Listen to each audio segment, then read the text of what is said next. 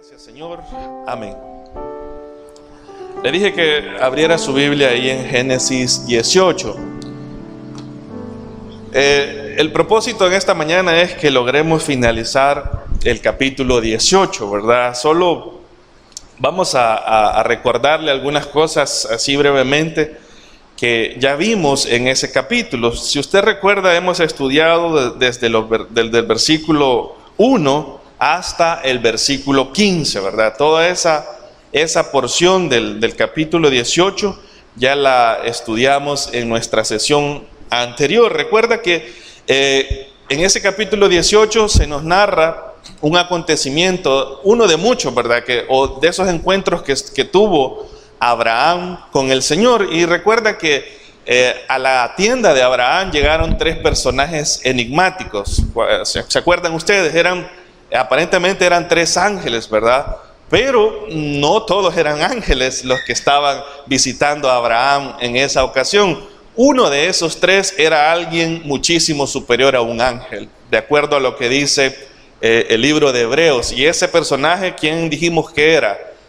Era el Señor Jesús, ¿verdad? En una aparición de Él de forma preencarnada. Es una cristofanía. Ya hemos explicado en qué consiste una cristofanía. Es una aparición física del Señor Jesús antes de haber nacido por medio de la Virgen María, ¿verdad? El Señor se anduvo apareciendo en el Antiguo Testamento y usted sabe que lo que más probable, el nombre del Señor ahí en el Antiguo Testamento era el ángel de Jehová. Cuando usted lea el ángel de Jehová que se le apareció a fulano y que lo pudo ver y que pudo hablar, ¿verdad? Y en esta ocasión hasta pudieron comer con él, pues sin duda alguna hace referencia a una aparición del Señor Jesús. Eso lo vimos. Vimos también que esta visita de estos ángeles tenía dos propósitos. El primer propósito fue el que ya cubrimos. ¿Recuerda por quién preguntaron los ángeles cuando llegaron a platicar con Abraham? Preguntaron por Sara, ¿verdad? Le dijeron, ¿y Sara, tu mujer, dónde está? ¿Y la mujer qué estaba haciendo? Estaba ahí en la tienda escuchando, ¿verdad? Toda la conversación que se echó el marido con los ángeles. La mujercita estaba pendiente tras la cortina. Y ahí el Señor tenía un propósito. El primer propósito en este viaje o en esta visita era poderle compartir directamente a Sara el hecho de que ella iba a llegar a ser madre. Recuerda que en el capítulo 17 el Señor habló con Abraham y la revelación fue directamente solo para Abraham y le dijo que iba a ser padre, que le iba a nacer un hijo y hasta le dijo el nombre de que le iban a poner al hijo, ¿verdad? El Señor le dio bastantes detalles, pero no se lo había dicho a Sara. Hasta en el capítulo 18 vemos que el Señor sí se lo dice a ella. Pero los ángeles, hermanos, aparte de ir a contarle a Sara lo que iba a suceder, sabe que de esos tres ángeles, dos de ellos, o de esos tres personajes, dos de ellos llevaban un propósito secundario, y era dirigirse hacia una ciudad, hacia una región que estaba relativamente cerca donde vivía Abraham. Y es desde ahí donde vamos a comenzar. Vamos a leer versículos del 16 hasta el versículo 18. Lo tiene. Ya pasó la conversación con Sara, ya le dijeron, recuerda que Sara se rió, el Señor ahí la reprendió por haberse reído y todo eso. Ahora viene el segundo propósito de esta visita. Dice ahí, versículo 16. Y los varones, ¿qué hicieron? Se levantaron de allí y miraron ¿hacia dónde? Hacia Sodoma. Se cree, hermanos, que se podía ver desde donde Abraham estaba. O sea, no es que estuvieran tan cerca, ¿verdad? Pero por la ubicación y por la posición del valle donde estaba Sodoma y Gomorra, que se podía divisar allá a la distancia, ¿verdad? Entonces dice, ellos miraron hacia Sodoma. ¿Y qué hizo nuestro amigo Abraham ahí? Y Abraham iba con ellos, ¿qué? Acompañándolos. Mire, esta es otra forma de mostrar hospitalidad. Vimos también eso, la hospitalidad que Abraham tuvo. Esto, hermanos, en buen salvadoreño es como cuando usted dice, anda encaminalos. ¿Ya ha escuchado usted esa palabra, verdad? Allá anda a dejarlo a la parada del bus, pues anda a llevarlo, caminar un par de cuadras con él o llevarlo a un lugar para despedirlo. Pues esta práctica es una práctica de hospitalidad. De hecho, también es una señal de educación, hermano. O sea, si usted quiere ser una persona educada, salga a despedir a sus a sus invitados. Y es lo que Abraham está haciendo. Pero ya vimos que esto está en el corazón de Abraham, el hecho de tratar bien a la gente. Abraham no solo les dio de comer, ahora los está acompañando un par de kilómetros quizás, ¿verdad? Va a caminar con ellos. Versículo 17. Y Jehová dijo, aquí viene ya el Señor, mire, y esto, hermanos, esto es un antropomorfismo, es decir, esto es algo que el escritor sagrado está escribiendo de tal forma que nosotros lo podamos entender. O sea, lo está poniendo en palabras humanas, lo que pasó ahí. Versículo 17. Y Jehová dijo, ¿qué dice el Señor? Encubriré yo a Abraham lo que voy a hacer, habiendo de ser Abraham, ¿cómo va a ser? Una nación grande y fuerte, y habiendo de ser benditas en él todas las naciones de la tierra. Aquí está el segundo propósito. Ya los ángeles, de esos personajes, 2 de ellos son los que van a ir a Sodoma, pero el Señor todavía está ahí, y el Señor en su interior, ¿verdad? Y estas son palabras del escritor sagrado, piensa y dice, bueno, estos ángeles van con una misión, y yo ya la sé, porque de hecho yo soy el que los estoy mandando a esa misión, pero el Señor dice, voy a encubrirle esto que voy a hacer en esa pregunta que el Señor se hace a sí mismo. Sabe que eso es muy importante. En esta pregunta, el Señor va a compartir algo con Abraham. Primero, usted sabe que Dios es soberano. Amén. ¿Qué queremos decir o qué quiere decir la Biblia cuando afirma que Dios es soberano? ¿Qué significa eso? Le voy a decir algunas ideas. El hecho que Dios sea soberano quiere decir, en primer lugar, que Él reina. Es decir, que Él manda, que Él rige, que Él establece las leyes, que Él es el que está por encima de todo. El Señor reina, el Señor gobierna. El hecho de que el Señor sea soberano significa también que Él tiene toda la autoridad y todo el poder para hacer su voluntad sin 2 cosas, sin ser cuestionado y sin tener que darle cuentas a nadie. ¿Qué es la soberanía de Dios? Es el hecho que Dios gobierna, ¿verdad? Dios reina. Dios puede hacer su voluntad sin necesidad de explicarle a nadie por qué y sin necesidad de permitir que alguien lo cuestione. El Señor va a hacer lo que Él quiere. Y eso, hermanos, usted lo puede leer en muchos pasajes de la Biblia. De hecho, ahí en Daniel 4:35 dice que no hay nadie que le diga al Señor, ¿qué haces? ¿Verdad? Cuando el Señor determina hacer algo, nadie puede decirle, Señor, ¿qué vas a hacer? ¿Verdad? Dame una explicación de tus propósitos, ¿verdad? Nosotros no estamos en una condición de hacer eso porque Él es el soberano, Él es el que reina. Ahora, si Dios es soberano y si Dios puede hacer las cosas que Él quiere, y si Él no tiene que explicarme a mí detalles, y Él no tiene por qué escuchar mi opinión, hermanos, ni siquiera mi opinión es importante porque Él es el que gobierna, ¿qué ve usted de raro en esa pregunta que Dios se hace a sí mismo? ¿Qué ve de raro usted ahí? ¿Qué ve de raro? Lo que yo veo raro es esto, miren. ¿Por qué el Dios soberano, el Dios que reina, el Dios que no tiene que explicarle a nadie lo que hace, por qué ese Dios que puede hacer su voluntad, ¿verdad? Y puede hacer lo que Él desea hacer, ¿por qué se va a detener a comentarle a Abraham los planes que Él ha determinado para esas ciudades de Sodoma y Gomorra? ¿No ve usted un poco raro eso? Ya dijimos, la Biblia afirma que Dios es soberano. A veces uno quiere que Dios le explique a uno muchas cosas, ¿verdad? Sabe que Dios nos explica lo que Él quiere explicarnos.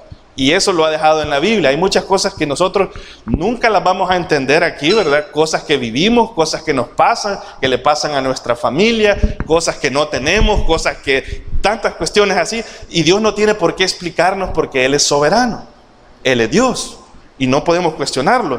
Pero ahora vemos aquí un Dios soberano que se pone a pensar en sí mismo y dice, voy a encubrirle algo de mis planes a este Abraham.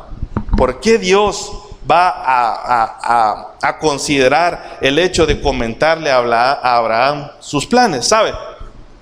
Existen varias respuestas a esa pregunta. ¿Por qué Dios le va a explicar a un simple mortal sus planes? ¿Por qué Dios va a tener que dar mayor detalle y mayor explicación de su voluntad a este fulano llamado Abraham? Le voy a mencionar la primera razón. Dios le reveló a Abraham lo que él había determinado hacer en las ciudades de Sodoma y Gomorra. ¿Por qué? Léalo en pantalla. Ellos eran ¿qué? Eran amigos. ¿Sabe? La razón primaria por la que el Dios soberano va a dar cuentas, porque ahí Dios le está explicando, es como que Dios le dijera: mira, tengo pensado hacer esto, pero quiero que vos lo sepas. Quiero que me des tu opinión. Yo ya lo determiné a hacer, pero me interesa saber qué es lo que tú pensás. Sabe que esa plática o ese pensamiento que se menciona ahí nos refleja una gran verdad en cuanto a la relación entre Abraham y el Señor. Sabe que ellos eran amigos, y como se lo he puesto ahí en pantalla, y entre amigos, ¿qué pasa? No hay secretos. Entre verdaderos amigos, hermanos, porque a veces uno puede fingir cierta amistad o reservarse ciertas cosas, ¿verdad? Y ocultar cosas quizás para el otro, pero en una amistad verdadera, en una amistad sincera, no hay secretos. ¿Sabe qué es lo que hace que dos personas se puedan llamar amigos? Piense. ¿Qué es lo que hace que dos personas nos podamos llamar amigos? No amigos, hermanos, al estilo de las redes sociales, ¿verdad? Porque ahí aparece que usted tiene 400 amigos, ¿verdad? Y a la hora que se le muere un familiar, ninguno de los 400 llega, ¿verdad? Entonces, ¿qué clase de amigos? Amigos porque la aplicación los etiqueta como tal. No, hermanos, no le estoy hablando de ese tipo de amigos, de conocidos. Le estoy hablando de aquellos con los que nosotros tenemos una relación bien cercana. ¿Qué es lo que hace que nosotros o que dos personas se puedan llamar amigos? ¿Ya se ha puesto usted a pensar eso? Le voy a dar dos palabras. Lo que hace que dos personas puedan llamarse amigos es tener cercanía y tener confianza. ¿Está usted de acuerdo con eso? ¿Qué es lo que nos hace a nosotros llamar a alguien amigo? Pero amigo con todo el sentido de la palabra. Es la cercanía, es decir, que nos estamos viendo, estamos en contacto, nos llamamos, nos escribimos, nos reunimos. A veces uno dice: es un amigo a la distancia, hermano. Sabe que eso no es. Tal vez uno puede conservar la relación así, ¿verdad? Pero el hecho de una amistad así bien verdadera, necesita uno tener cercanía. Pero aparte de la cercanía, la amistad demanda ¿el qué? Confianza.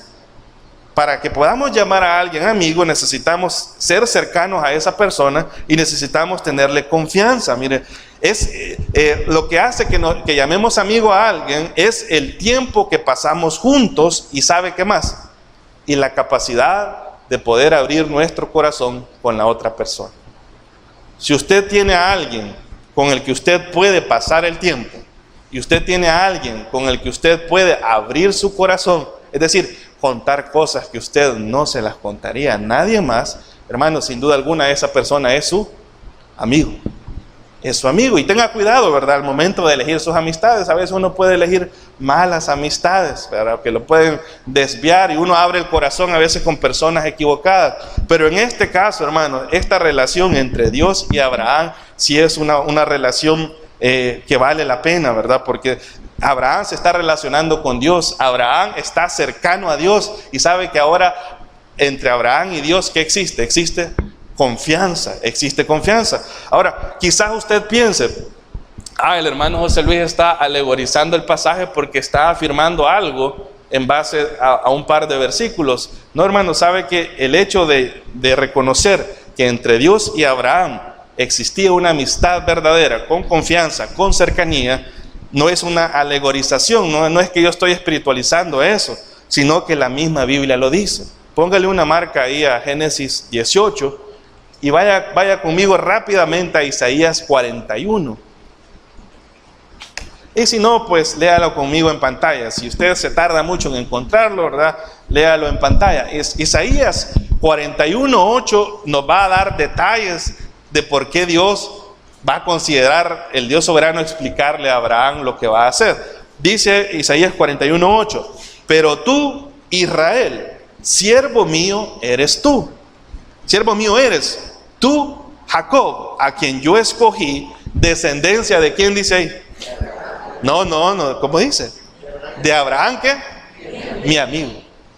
Descendencia, no, mire, Dios no solo dice Israel, ¿verdad? Porque usted sabe que la nación que se va a levantar, ya lo hemos explicado, del lado de Abraham, es la nación de Israel, la nación donde Dios va a revelar su palabra, donde Dios va a traer al Mesías, nuestro Salvador, a este mundo. Pero no solo dice, ustedes son descendientes de Abraham, que sería gran cosa. Dios le da un calificativo a Abraham. ¿Cómo le dice? Abraham, mi amigo. Mire, Dios, el Dios soberano, va a reconocer a un mortal, tal y como usted y como yo, pecador, hermano, que le ha fallado varias veces, ya vimos aquí, y falta que le falle más veces todavía, a medida que avancemos en el estudio. A ese pecador, a ese mortal que ha mentido con la mujer, a ese que se fue para Egipto por falta de confianza, a ese que la ha regado en varias veces, ¿verdad? Pero a pesar de todo trabajo, ¿verdad? Y ahí uno a veces pasa hasta hora y media para intentar llegar a su trabajo en la mañana. Y el Señor puso en mi mente un versículo que no había considerado, porque yo estaba preguntándole al Señor, ¿y cómo es que alguien puede llegar a ser tu amigo? ¿Cómo es que tú puedes llegar a calificar a una persona como tu amigo? Y el Señor puso en mi mente San Juan 15:15. Si quiere, léalo conmigo. Si puede buscarlo rápidamente, búsquelo. Si no, leámoslo en pantalla. Y esto ya ocurre, hermanos, en el Nuevo Testamento. Y ahora estas son palabras del Señor Jesús. El Señor Jesús le dijo esto a sus discípulos. Léalo ahí. Dice, ¿cómo dice? Ya no os llamaré siervo. ¿Por qué? Porque el siervo no sabe lo que hace su Señor. Ahora, piense en lo que está pasando con Abraham, ¿verdad? ¿Abraham era un siervo de Dios? Sí. ¿Y como siervo Dios tenía que explicarle sus planes de lo que él iba a hacer? No, porque Dios es soberano. Pero aquí va a otro nivel de relación. ¿Qué dice ahí? Porque el siervo no sabe lo que hace su Señor, pero os he llamado, ¿qué dice Dios? ¿Qué dice Jesús ahí? Amigos. ¿Por qué? ¿Por qué dice Jesús que estos discípulos son sus amigos? Porque todas las cosas que oí de mi Padre os las he dado a conocer. ¿Le suena ahora la frase, entre amigos qué? ¿No hay secretos? A un siervo, dice el Señor, no hay que explicarle, ¿verdad?, por qué va a ir a lavar, va a ir a cuidar el ganado. A un siervo no hay que explicarle por qué ahora lo mandamos a trabajar a tal lugar. A un siervo no se le explica. A un siervo, ¿qué se le hace? Se le da órdenes. ¿Y qué tiene que hacerla? Cumplirla. Pero cuando la relación ha pasado a otro nivel, al nivel de amistad, a un amigo, ¿qué pasa? Dice ahí, porque todas las cosas que oí de mi Padre os las he dado a conocer. Entre amigos, hermanos, no hay secretos. Eso es lo que Jesús está diciendo ahí.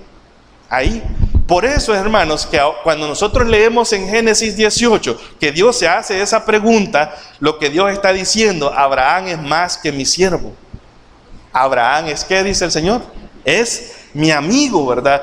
Y como es mi amigo, no le puedo ocultar lo que va a sucederle a esas ciudades de Sodoma y Gomorra. Abraham ahora es considerado su amigo, porque Abraham puede conocerle al Señor aún más de cerca. Ahora la pregunta es esta, ¿verdad? Y es lo que les comentaba.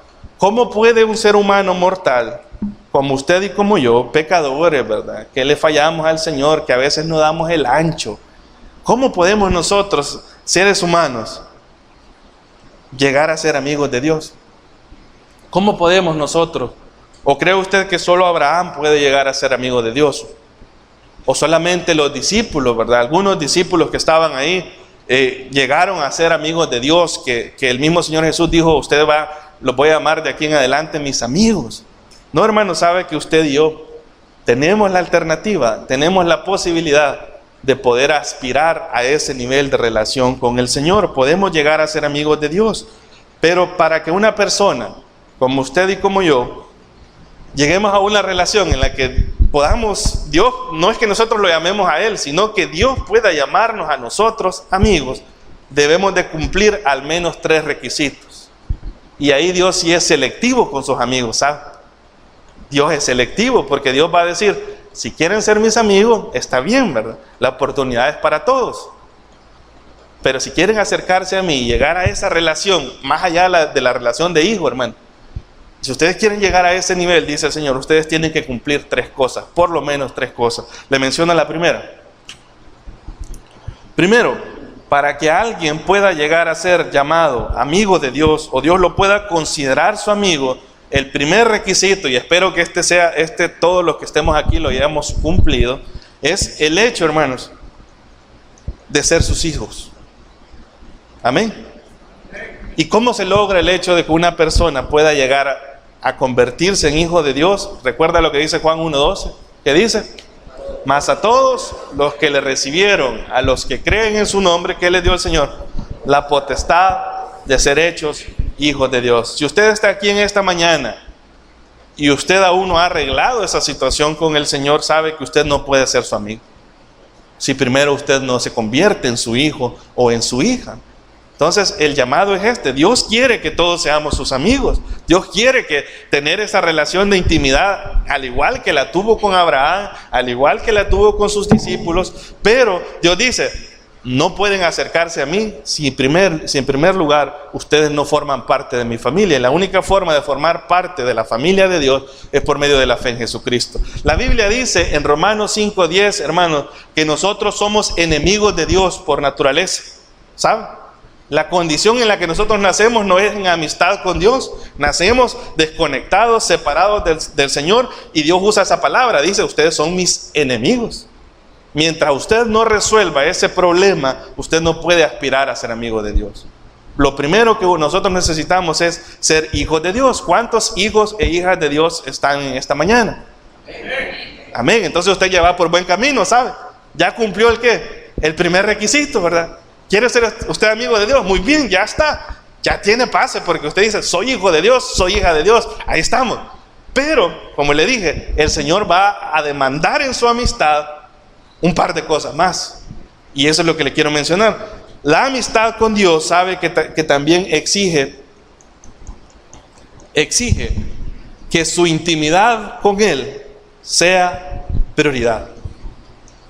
Ya no es ahora ustedes son parte de mi familia, ¿verdad? Ahora dice Dios: muy bien, ustedes son parte de mi familia, pero ¿querés llegar a conocerme aún más? ¿Querés que nuestra relación se convierta en una relación al estilo de Abraham, ¿verdad? Al estilo de la que tuve con mis discípulos, con los que estuvieron físicamente conmigo. Dice el Señor: necesito que en tu vida nuestra relación sea prioridad.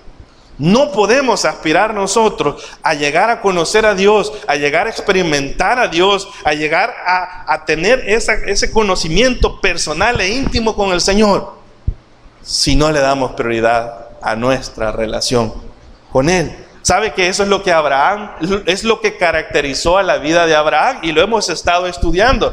El hombre se equivocó, ¿sí? El hombre se saltó a veces de los planes de Dios, sí, nació ahí, ¿cómo se llama el hijo, el primer hijo? Ismael, ¿verdad? Que no estaba en el plan de Dios para Abraham, no estaba. Abraham se salió ahí de la voluntad de Dios y trajo sus consecuencias. El hombre hizo todo eso, pero si hay algo que yo puedo ver en la vida de Abraham, y si hay algo que Dios puede valorar en la vida de una persona, es la importancia que usted le da a su relación con Él.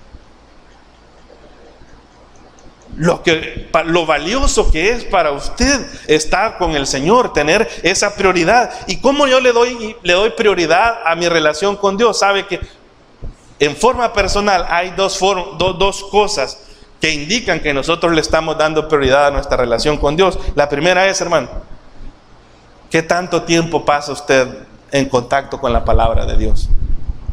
Evalúese esta semana. Yo ya me hice mi evaluación por ahí, ¿verdad? Le pido que usted piense, ¿cómo han dado el contacto suyo con el Señor por medio de la lectura y el estudio de la palabra?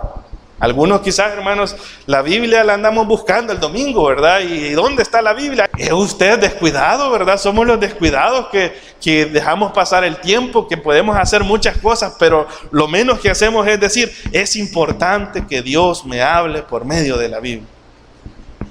La intimidad con Dios exige tiempo con la palabra. Y la segunda cosa usted la sabe: Dios me habla por medio de la escritura, muy bien, esa es comunicación en una vía. Ahora yo le hablo a Dios por medio de ¿qué? De la oración. Entonces la intimidad con Dios exige el ¿qué, hermano? Tiempo con la palabra y ¿qué? Y tiempo hablando con Dios por medio de la oración. Dios dice: ustedes pueden ser mis amigos, pero necesitan hacer eso. No se puede, ¿verdad?, tener una amistad así por correspondencia con ustedes. Algunos hermanos, yo no sé si de forma ingenua, ¿verdad?, en lugar de orar al Señor, ¿verdad?, personalmente, le escriben sus oraciones en Facebook, ¿verdad? Tal vez Dios ahí en Facebook sí contesta, ¿verdad? No, hermanos, yo no creo que Dios use Facebook.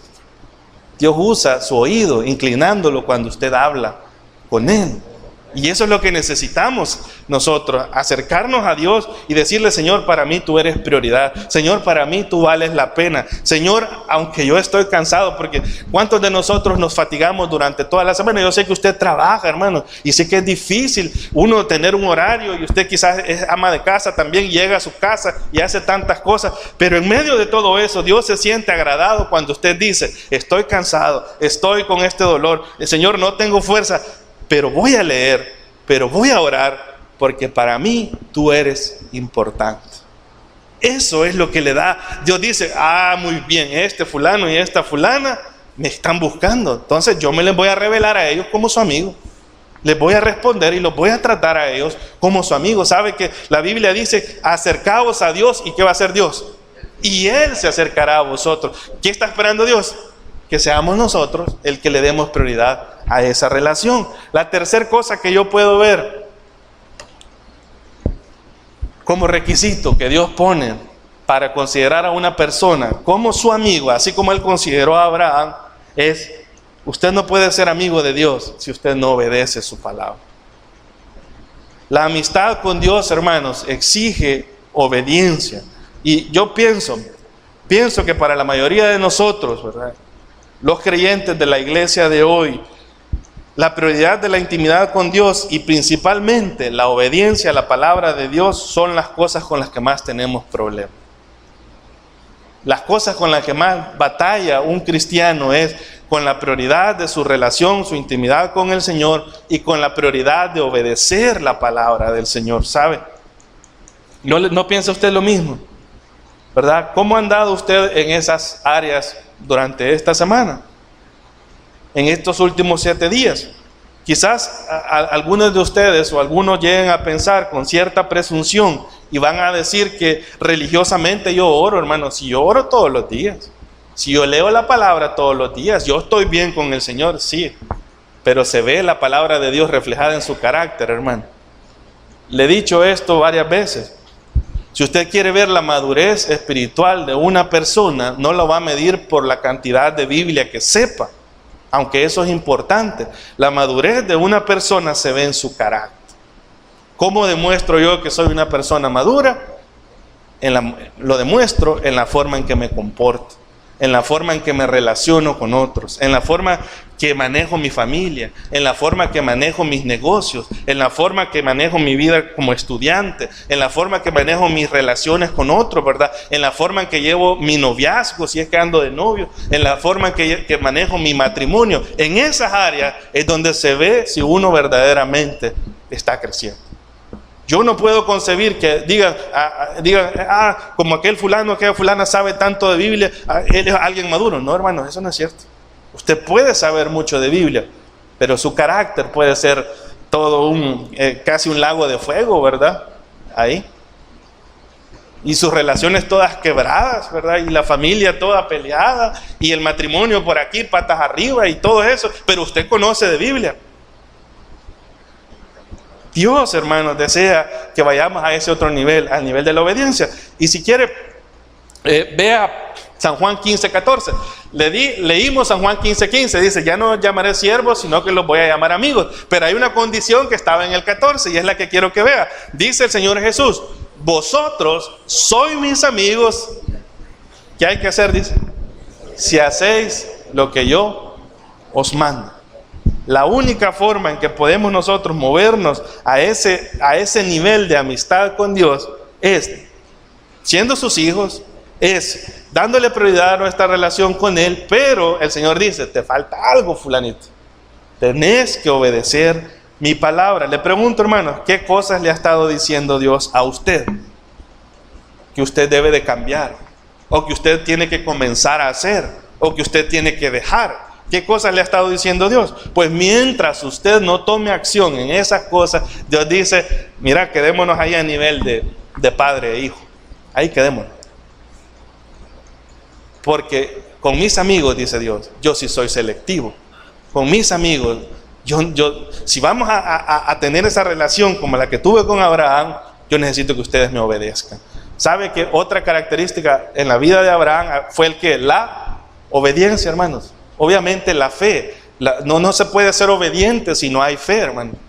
Él puso su fe, su confianza en el Señor. Por eso salió allá de Ur de los Caldeos, ¿verdad? Por eso Abraham hizo tantas cosas. Por eso va a intentar sacrificar a su hijo, ¿verdad? Por obediencia. Porque le está demostrando al Señor eso. Pues si usted quiere ser amigo de Dios, usted tiene que ser obediente. ¿Y cómo veo esto yo en la vida de Abraham? Regrese a Génesis 18, vea versículo 19. Dios le va a contar a Abraham sus planes porque Abraham es su amigo. Y Dios lo va a tomar en cuenta y Dios va a hablar con él. Pero Abraham ya era su hijo, muy bien. Abraham le daba prioridad a la relación de Dios. Sí, Abraham era un constructor de altares, sabía que donde él iba, construía un altar hacia Dios. Usted lo puede ver en el capítulo 12 y capítulo 13. Pero Dios sabe algo más acerca de Abraham. ¿Qué dice el 19? Porque yo sé, hablando de Abraham, que mandará a sus hijos y a su casa después de sí, que guarden el camino de Jehová, haciendo justicia y juicio, para que haga venir sobre Abraham lo que ha hablado acerca de él. ¿Qué sabía Dios de Abraham? Que Abraham era, ¿qué, hermano? Era obediente. Eso Dios sabía. Dios lo sabía y Dios lo va a poner a prueba, ¿verdad? No porque Dios tuviera dudas, sino para que Abraham mismo se diera cuenta que era capaz de obedecer a Dios a pesar de matar a su propio hijo, a pesar de que se quedara sin la descendencia de la promesa.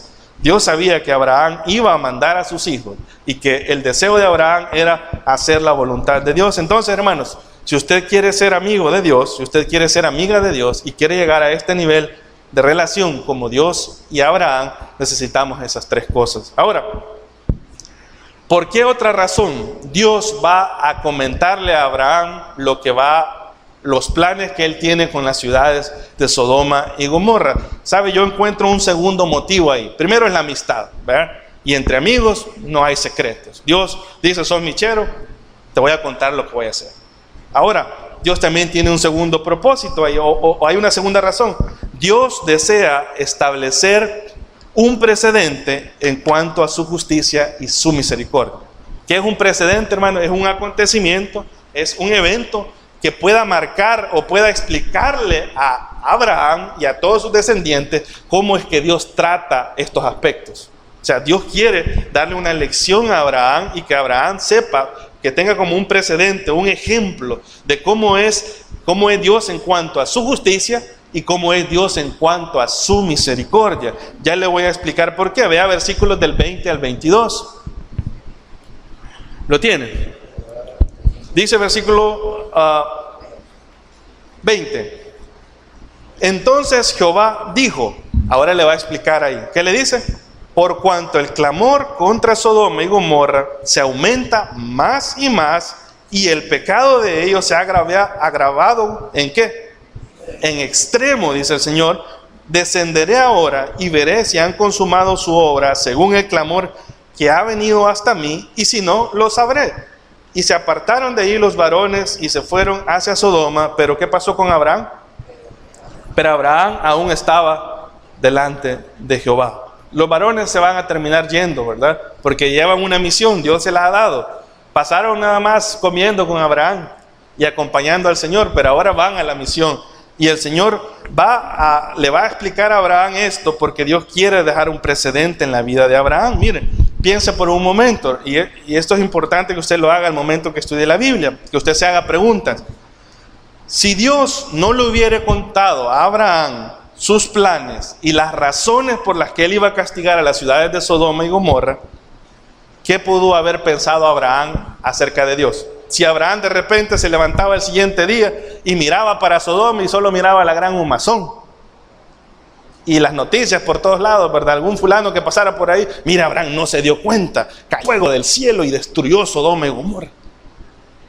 ¿Qué pudo haber pensado Abraham si Dios no le explica lo que iba a hacer? Piensen. ¿Qué pudo haber pensado él? Sí, ¿sabe que Abraham pudo haber malinterpretado el accionar de Dios? Pudo darle una mala interpretación. Quizás Abraham hasta hubiera pensado que Dios era injusto y que Dios era carente de misericordia. Porque ¿por qué había castigado a toda esa región y tanta gente que vivía ahí? Y no solo cualquier gente, hermano, vivía un pariente de él por ahí. ¿Cómo se llama el pariente? Lot, el hermano Lot, ¿verdad? Que se parece a muchos de nosotros, ¿verdad? Viviendo ahí cerca del mundo y rodeado más del mundo que de las cosas del Señor, ¿verdad? Pues Abraham pudo haber pensado, este Dios, hay que tenerle cuidado porque yo veo que no tiene misericordia, ¿verdad? Este Dios es injusto porque ahí más de alguna gente que lo buscara a él y le temiera, tendría que haber vivido ahí. ¿Por qué los castigó? Todo eso pudo haber pasado en la mente de Abraham, y como Dios es un Dios que lo sabe todo, hermano, por eso Dios se lo va a explicar. Y Dios le dice, mira, una de las razones por las cuales yo voy a castigar a esta ciudad, Dios se la da en el versículo 20. ¿Cómo era la situación de Sodoma y Gomorra? Dice ahí, ¿cómo estaba el nivel de pecado ahí? Se había agravado, ¿hasta dónde? En extremo, hermanos. Ya la misericordia de Dios, la oportunidad que Dios les daba día con día de volverse a Él, de dejar los malos caminos. Dios ya había pasado a saber cuánto tiempo esperando que esa nación esas naciones se volvieran a Él. Dios dice, hasta aquí. ¿Por qué Dios va a decir hasta aquí, hermano? Porque Dios va a sentar un precedente de su justicia. ¿Qué es la justicia de Dios? La justicia de Dios es darle al pecador lo que se merece, ni más ni menos. Esa es la justicia de Dios. Mire, agradézcale a Dios que Él a nosotros, yo creería que en su mayor parte nos trata con misericordia y con gracia, porque es triste cuando Dios tiene que aplicar su justicia sobre una nación, su justicia sobre una persona, su justicia sobre una familia a veces, porque Dios le va a dar a usted lo que usted se merece. De acuerdo a sus obras, a lo que usted ha hecho, a la violación que usted ha hecho a su palabra, así le va a responder el Señor. Esa es su justicia. No puede Él cambiar, ¿verdad? Entonces le dice, Abraham, yo tengo que castigar a esta nación porque yo soy justo.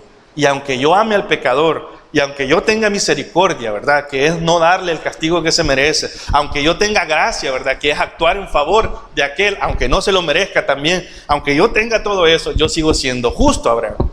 Y como justo que soy, tengo que ir y castigar. Tengo que castigarlos a ellos. Ahora, ese va a ser un problema con el que Dios tiene que enseñarle a Abraham eso. Vea versículo 23. Porque de hecho Abraham se lo va a sacar a Dios y le va a decir, ajá, ¿cómo que vas a ir a castigar, verdad? Y que no sos el justo tú. Mire lo que le dice. Y se acercó a Abraham y dijo, mire la pregunta que había en el corazón de Abraham, ¿destruirás también al justo con el impío? Es decir, Señor, yo no entiendo eso. ¿Cómo es que vos vas a castigar a todo medio mundo ahí y vas a dejar que si hay algún justo ahí, también se vaya en la colada del castigo? Dice Abraham, versículo 24, quizás haya 50 justos en la ciudad. Mire, el hombre comienza a hacer un regateo con Dios. Buen vendedor este Abraham. Quizás hubieran 50 justos. Y le dice otra vez, destruirás también y no perdonarás al lugar por amor a los 50 justos que están dentro de él. ¿Qué le dice Abraham? 25. Lejos de ti el hacer tal, que hagas morir al justo con el impío y que sea el justo tratado como el impío. Yo no concibo eso, Señor. Nunca tal hagas, le dice. Y ahí le está recetando el mismo carácter de Dios. Le dice ahí, ¿cómo dice?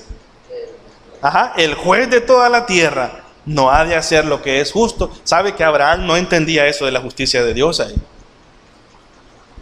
Él tenía problemas a la hora de entender eso. Por eso es que Dios tiene que explicárselo, hermano, porque el hombre no iba a entender. Dios iba a dejar un precedente para Abraham y Dios iba a dejar un precedente para nosotros los cristianos, que Él es amor, muy bien, Él es misericordia, excelente, ¿verdad? Nuevas son cada mañana sus misericordias, Él muestra su gracia y todo eso bonito de Dios, pero también Dios tiene un carácter justo. Y como Dios es justo, Dios tiene que darle al pecador lo que se merece. ¿Por qué las personas que no creen en Jesús y que mueran van a ir al infierno porque Dios no tiene amor, no. Porque Dios no tenga misericordia, no. Porque Dios no tenga gracia, no. Van a ir al infierno porque Dios es justo, hermano. Y lo que nosotros merecemos, y usted puede creerse la divina garza, ¿verdad? Y creerse el fulano o la fulana de tal, ¿verdad? Pero lo que usted merece y lo que yo merezco es ir al infierno. Porque esa es la justicia de Dios. Y como Dios tenía que ser justo para que Él pudiera seguir siendo amor, pudiera ser misericordioso, pudiera tener gracia y pudiera ser justo, alguien tuvo que morir para que usted y yo no sufriéramos ese castigo eterno. Y ese fue Cristo, nuestra justicia. Cristo fue hecho justicia de Dios, ¿verdad? Él fue el que pagó eso, porque Dios es justo, hermano. Y Dios va a enseñarle a Abraham esto. Mire, ahora le pregunto, Abraham va a seguir regateando ahí, ¿verdad? Y usted va a leer los versículos, va a ir de 50 a 45, de ahí se va a bajar a 40, de ahí se va a bajar a 30, déjemelo en 20, le va a decir, en 15, pues no, va a llegar hasta cuánto, le dice, hasta 10, vea el versículo, déjeme ver, versículo 32. Y volvió a decir a Dios, no se enoje ahora mi Señor, ¿verdad? Por tan burro que soy, que estoy preguntando tanto. Si hablare solamente una vez, quizás se hallarán ahí 10. ¿Y qué le dice el Señor? No la destruiré por amor a los 10. Ahora, ¿cumpliría Dios su palabra si al menos encontrara en esas ciudades 10 personas que temieran y que creyeran en Él? Sí, Dios la hubiera cumplido, hermanos. Porque Él no está jugando con Abraham, si son amigos. Le está diciendo la verdad, mira, si mis ángeles llegan, y esto, hermanos, por eso les digo que es un antropomorfismo. Dios ya sabe cuántos justos hay ahí. Pero el autor nos está explicando que Dios envía a los ángeles para darse cuenta, ¿verdad? Como que Dios no supiera, pero Dios ya lo sabe. Pero Dios le dice, si mis ángeles encuentran ahí 10 personas que me teman, yo te prometo, Abraham, que yo retiro el castigo. Pero Dios sabe que eso no es así. ¿Cuántos justos habían en esa ciudad? Dígalo sin miedo, ¿cuántos habían? Uno, hermano. Hermano, Lot era justo, hermano. No, hombre, si me comparo con Lot, salgo en carroza yo, hermano, ¿verdad? Salgo en carroza yo comparado con él. Pero la Biblia dice que Lot era justo. Y sabe que Lot no era justo por sus hechos. Era justo porque él en algún momento de su vida había puesto su confianza en el Señor. ¿Y eso quién lo dice? Lo dice Pedro. Ahí está, lo vamos a leer rapidito. Dice, y libró al justo Lot, abrumado por la nefanda conducta de los malvados. Yo no lo veo abrumado a Lot, ¿verdad? Pero el escritor lo dice, es cierto, dice, porque este justo, mire cuántas veces que moraba entre ellos, ¿qué hacía Lot? Dice, afligía cada día su alma justa, viendo y oyendo los hechos inicuos de ellos, ¿verdad? Mire ese hombre. Y las hijas terminan repitiendo la conducta que vieron en esa ciudad, porque se van a meter a vivir con el papá y van a salir 2 naciones ahí que van a ser de gran conflicto para Israel, ¿verdad? Pues dice la Biblia que él era justo, había un justo en esa ciudad, ¿verdad? No habían 10 ahí, ¿verdad? No habían 10, como Dios no encontró 10, Dios no podía perdonar la ciudad, pero como había un justo, Dios va a tomar un plan. Y el plan de Dios va a ser, muy bien, Abraham, te voy a enseñar que soy justo, voy a castigar al pecador, porque eso es lo que merece. Pero te voy a enseñar también que en parte de mi justicia, ¿verdad? También este fulano que ha creído en mí, yo no voy a permitir que él pase por ese castigo, por ese juicio. Y Dios va a enviar a esos ángeles, ¿sabe para qué? Muy bien, para que sirviera de testimonio, que la gente se diera cuenta que Dios le dio hasta la última oportunidad para convertirse a Él. Y la gente, en lugar de convertirse al Señor, ¿qué quisieron hacer con los ángeles? Los quisieron violar, hermano. Quisieron tener relaciones sexuales con ellos, porque la depravación sexual era extremadamente grande ahí. No solo la depravación sexual, a veces uno dice, Sodoma y Gomorra, el pecado es el homosexualismo. Ese es uno de tantos pecados que habían ahí. Pero la gente, en lugar de tomar la última oportunidad, ¿verdad? Y decir, bueno, esas personas que vienen ahí quizás vienen de parte del Señor, ¿verdad? Y cambiemos nuestra actitud y todo eso. La gente intentó hacer eso, al punto que los ángeles tienen que sacar a Lot de ahí. Los ángeles tienen que sacar. Miren, es interesante observar el verso 22. Vea capítulo 19, versículo 22. Yo observé esto en el pasaje, ¿verdad? Aunque estamos en el 18, pero la historia está conectada con el 19. ¿Qué le dicen los ángeles a Lot? Dice ahí, date prisa, escápate allá. Y subraye esto, hermanos, porque esto nos da una gran esperanza a nosotros. ¿Qué dice? Porque nada podré hacer hasta que hayas llegado allí. Es decir, mientras no salgas de ahí, no puedo enviar el juicio. ¿Por qué es interesante eso, hermano? Usted sabe que a esta tierra Dios le tiene preparado un juicio, ¿verdad? Están los juicios de Dios, están los ángeles de Dios esperando abrir allá, dice Apocalipsis, los 7 sellos, las 7 copas y las 7 trompetas, ¿verdad? No recuerdo ahorita el orden, creo que son los sellos, las trompetas y las copas, ¿verdad? Ese es el orden. Y son juicios, hermanos, juicios difíciles y feos y todo eso. Pero al igual que en esta historia, Dios tiene un juicio para esa nación por tanto pecado. Ya vamos a ver qué más hacían ellos. Pero Dios va a tener un trato diferente para sus hijos. Como no puede salvar la ciudad, porque le dijo, mira, si no hay 10, ¿verdad? Con 10 te hago el favor y lo salvo. No hago que llegue el castigo, pero como no hay, lo que tengo que hacer es sacarlos de ahí. Entonces, ¿qué va a pasar con nosotros los creyentes, hermano? ¿Qué estamos esperando nosotros? Estamos esperando que Dios nos saque de este mundo. Amén. Yo no sé ustedes, a veces ahora en la iglesia dicen que ya no debemos de hablar de eso, ¿verdad? La iglesia moderna, sino que hablemos de conquistar, hablemos de llegar a la política, hablemos de esto, de que el cristiano tome poder, ¿verdad? Y todo eso, no, hermano. ¿Sabe que lo que nosotros tenemos de anhelar es que Dios nos saque de aquí? Que Dios me lleve, que Dios me arrebate, yo deseo como Pablo que Dios me tome vivo, hermano, ¿verdad? Y ser llevado con Él, porque Dios va a enviar un juicio. Pero dice Génesis, y este es un precedente, Génesis dice, no puedo hacer nada ahí mientras tú estés. Le dice a Lot, ya se vio, mientras tú estés viviendo ahí no puedo castigarla. Usted sabe que dice el apóstol Pablo allá en Tesalonicenses que hay algo que detiene la aparición del anticristo sobre la tierra. Hay algo que detiene que los juicios de Dios comiencen, ¿verdad? Y que esa época de tribulación y de gran tribulación inicie sobre la tierra. ¿Y sabe qué es lo que lo detiene? Es la presencia del Espíritu Santo a través de la iglesia, a través de los creyentes. Para que todo ese mal venga, Dios dice, estos han puesto mi confianza en mí, yo soy fiel, soy justo, Cristo pagó por ellos, ellos no van a pagar eso, Cristo ya lo sufrió, pero aquel que no ha puesto su confianza en el Señor Jesús, se va a quedar y va a sufrir ese castigo. Pero Dios dice, para mis hijos, nosotros no vamos a entrar en el juicio de Dios, al igual que lo vemos aquí. Miren, Dios tenía que castigar a esta ciudad. Otra cosa interesante que veo, bueno, le dije los castigos o las razones por las cuales Dios iba a castigar a esta ciudad.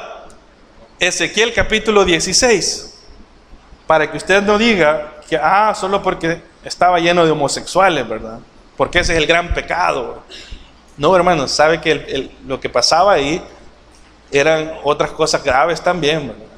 Igual que la depravación sexual y todo eso. Dice ahí Ezequiel 16, 49 al 50. He aquí que esta fue la maldad de Sodoma, tu hermana. ¿Cuál fue la maldad?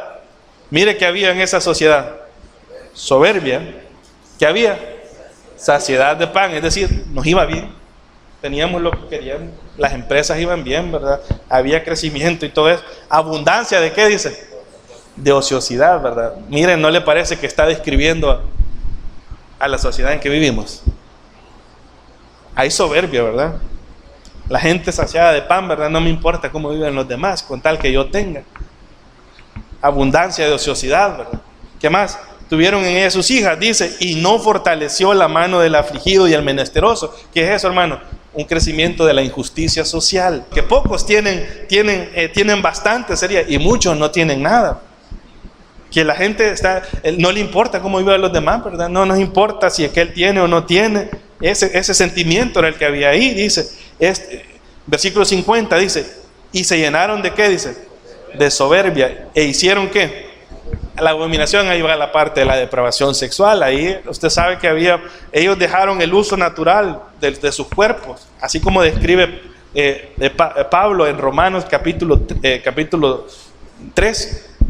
Dice que ellos dejaron el uso natural de su cuerpo. Ellos comenzaron a hacer tantas cosas. Por eso Dios va a castigar a Sodoma y Gomorra. Ese es un precedente, hermano. ¿Por qué Dios va a castigar a este mundo? La razón primaria por la que Dios va a castigar a este mundo es por el hecho de no reconocer a Jesús como el Salvador. Y sobre esa verdad de que una persona no reconoce que Jesús es su Salvador y le importa un comino lo que Jesús hizo por él, sobre esa verdad, sumado a todos los pecados que usted tenga, por esa razón el Señor lo va a condenar. Dios va a hacer un juicio por la soberbia, un juicio por la injusticia que hay en esta sociedad, un juicio porque no nos importa, ¿verdad?, el afligido, el menesteroso, un juicio por tantas cosas, por la ociosidad, dice ahí, por tantas cuestiones que pueden haber. Dios lo va a hacer porque Dios es justo. Por eso Dios castigó a Sodoma. Y ahora termino con esto. En medio de eso, Dios llamó a Abraham, o Dios puso a prueba a Abraham, sabe también, porque ahora Abraham va a interceder. Abraham es un ejemplo de intercesión. Vea capítulo 18 de Génesis, si todavía lo tiene ahí. Usted ve de los versículos del 23 en adelante que Abraham comienza a negociar, ¿verdad? Y si hubieran tantos, Señor, y si faltaran 5, y si hubieran 10 menos, y si tal, hasta que llega a esa cantidad. Eso se le llama interceder, hermanos. ¿Qué es la intercesión? La intercesión es hablar en favor de otros. Es pedirle a Dios que ayude a otro, que Dios haga algo en la vida del otro, que Dios tenga misericordia del otro, ¿verdad? No por mí, ¿verdad? No por mis cosas, sino por las de aquel. Abraham está intercediendo y eso lo vemos ahí. Abraham es un ejemplo de intercesión. ¿Sabe? Dios salvó a Lot en primer lugar porque Dios es justo, ¿verdad? Ya lo vimos, ¿verdad? Va a castigar al pecador, pero tiene que salvar al justo, al que ha puesto su confianza en él. Pero Dios va a salvar a Lot en primer lugar porque Lot es su hijo. Vea capítulo 19, versículo 16. Dice así: y deteniéndose él, los varones le asieron de su mano y de la mano de su mujer y de la mano de sus 2 hijas, según la misericordia de Jehová. ¿Para con quién? ¿Para quién tenía misericordia? Dice, para Lot, ¿verdad? Dios lo va a salvar porque Lot es su hijo. Pero sabe que aquí actúa también otra cosa. Es el hecho de que Abraham intercedió por Lot. Vea versículo 29 del capítulo 19.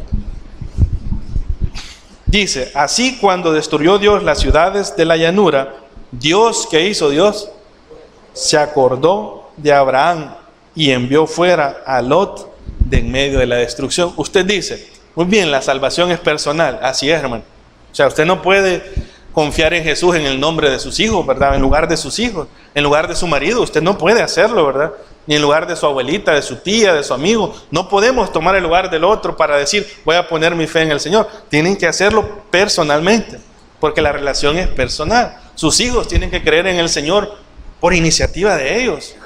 O sea, porque de ellos nazca, que el Señor les ilumine y puedan ellos entender lo que Cristo hizo y puedan poner esa fe en ese sacrificio. Tienen que hacerlo ellos. Muy bien. Pero la misión de los padres, ¿cuál es? Es interceder. Interceder. La misión de nosotros por la gente que está perdida es llevar el evangelio. Muy bien. Es exponerlos a la verdad del Señor. Pero la misión nuestra, hermanos, también es una misión de intercesión. Nosotros somos sacerdotes delante de Dios. ¿Qué deberíamos de hacer nosotros? Orar, hermano. No se canse de orar por aquella gente que no conoce al Señor. No se canse de orar por sus hijos. A veces sus hijos pueden estar a punto de hacer locuras, ¿verdad? Y cometer tantas cosas. Y usted dice, yo no puedo hacer nada. Usted sí puede hacer algo. ¿Sabe qué es lo que usted puede hacer? Interceder por él. Señor, ayuda a fulano. Señor, por mi mamá, Señor, mira que es tan dura que es, Señor, ya está enferma, se va a morir, y si muere sin ti se va a ir al infierno. Señor, dale la oportunidad a mi mamá. Señor, dale la oportunidad a mi marido, si es que usted ama a su marido, hermano. Su marido inconverso, ¿verdad? Si no, está alegre porque que vaya al infierno, ¿ah? me las va a pagar, vaya, que la cobre el Señor, todo lo que... No, ¿verdad? Es interceder, es orar a favor de ellos, hermanos. Y eso es lo que Abraham nos enseña a nosotros aquí. El juicio viene, el juicio está, Dios es justo, Dios va a salvar a sus hijos, pero Dios espera que nosotros, los creyentes, no nos alegremos por la condenación de los demás, ¿verdad? Que se vayan al infierno esos pecadores que oyen reggaetón, ¿verdad? Que se vayan esos fulanos, ¿verdad? No, hermano, la actitud es, Señor, permite que te conozcan. Señor, que esta vecina que tanto que me hostiga y que pelea conmigo, Señor, que algún día ella pueda prestar atención a tu palabra. Y aunque quizás no sea yo, pero que alguien más le hable, Señor. Mire, esa intercesión tiene, Dios la va a tomar en cuenta, porque yo veo aquí dos cosas. Dios salva. No le digo que Dios lo va a salvar solo porque Abraham se lo pide, no puede. Porque tiene que haber una relación entre Lot y él. Pero vemos esto. Dios le dice, te salvo por mi misericordia hacia ti, Lot. Muy bien. Ahora te salvo también, le dice, porque allá en aquella ciudad, allá en Canaán, está un tu tío que está orando por vos. Está intercediendo por vos. No se rinde, hermano. Usted no va a convertir a nadie, pero lo que usted puede hacer es interceder. Y si tiene la oportunidad, ¿verdad? Expóngales el evangelio. Amén.